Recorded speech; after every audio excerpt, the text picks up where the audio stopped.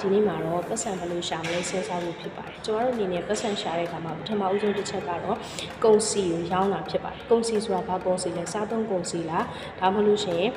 လူသုံးကုန်ရောင်းပါလားဒါမှမဟုတ်လို့ရှိရင်စေဝါရောင်းပါလားစဉ်းစားဖို့ဖြစ်ပါတယ်ဒုတိယတစ်ချက်ကတော့ဝန်ဆောင်မှုပေးတာဖြစ်ပါတယ်ဘယ်လိုဝန်ဆောင်မှုမျိုးပေးမှာလဲ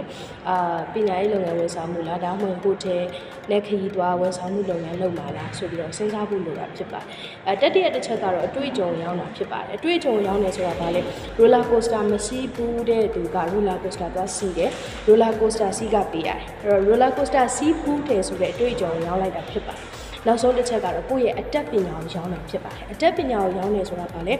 ကိုယ့်မှာဘာအတတ်ပညာရှိလဲရှိတဲ့အတတ်ပညာနဲ့သူများစီမှာဝန်လုပ်တာမျိုးဖြစ်ပါတယ်အဲ့တော့ကျွန်တော်တို့ပတ်စံရှာတဲ့အခါမှာပထမဦးဆုံးတစ်ချက်အနေနဲ့ဘယ်လိုကုန်စည်ကိုရောင်းပါလဲဒုတိယတစ်ချက်အနေနဲ့ဘယ်လိုဝန်ဆောင်မှုလုပ်ငန်းလုပ်ပါလဲတတိယတစ်ချက်အနေနဲ့ဘယ်လိုအတွေ့အကြုံကိုရောင်းပါလဲနောက်တစ်ခုကတော့နောက်ဆုံးတစ်ချက်ကတော့ဘယ်လိုအတတ်ပညာတွေကိုကိုကျွမ်းကျင်တဲ့ဘယ်လိုအတတ်ပညာတွေကိုရောင်းပါလဲဆိုပြီးစဉ်းစားဖို့ဖြစ်ပါတယ်ကျေးဇူးတင်ဒီနေ့မှာတော့ပတ်စံဘယ်လိုရှာမလဲစဉ်းစားဖို့ဖြစ်ပါတယ်ကျွန်တော်တို့အနေနဲ့ပတ်စံရှာတဲ့အခါမှာပထမဦးဆုံးတစ်ချက်ကတော့ကုန်စီကိုရောင်းတာဖြစ်ပါတယ်ကုန်စီဆိုတာဘာကုန်စီလဲစားသုံးကုန်စီလားဒါမှမဟုတ်လို့ရှိရင်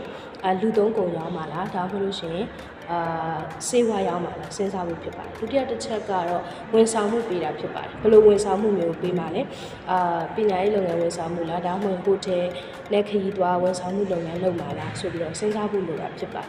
တယ်တတိယတစ်ချက်ကတော့အတွေ့အကြုံရောင်းတာဖြစ်ပါတယ်အတွေ့အကြုံရောင်းနေဆိုတာဘာလဲ roller coaster မရှိဘူးတဲ့သူက roller coaster သွားစီးတယ် roller coaster စီးကပေးရတယ်အဲ့တော့ roller coaster စီးဘူးတယ်ဆိုတဲ့အတွေ့အကြုံရောင်းလိုက်တာဖြစ်ပါတယ်နောက်ဆုံးတစ်ချက်ကတော့ကိုယ့်ရဲ့အတတ်ပညာကိုရောင်းတာဖြစ်ပါတယ်အတတ်ပညာကိုရောင်းနေဆိုတာဘာလဲ